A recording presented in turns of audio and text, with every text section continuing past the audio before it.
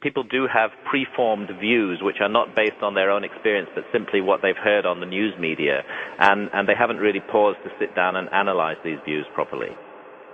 It's a sign of the madness and the criminal violence of our society that it dictates whether or not we may experience the healing effects of this plant. It is an extraordinary thing to call the consumption of marijuana a crime.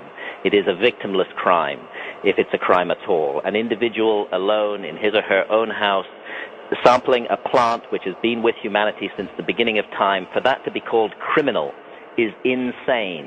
We live in an insane society that believes it has a right to patrol even our consciousness, not only to tell us how to behave out there in public, but to tell us actually what to think and what to experience. And that's the main objection to marijuana by our governments, is the effect that it has on consciousness. And they don't care that it is a fantastic pain reliever, which it is.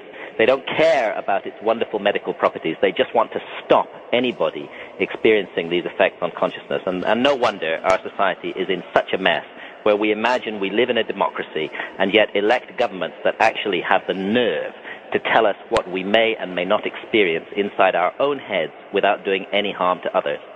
There is so much hypocrisy, so much humbug in government positions on these matters.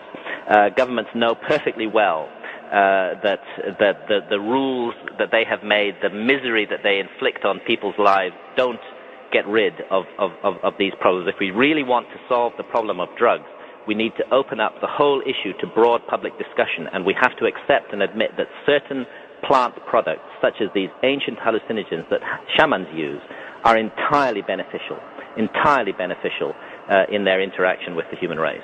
This is what governments are afraid of. They are afraid of a citizenry that is fully conscious. They actually want us to be unconscious. They want us to simply focus on this alert, problem-solving, competitive mentality that makes us good consumers and good competitors in the business place.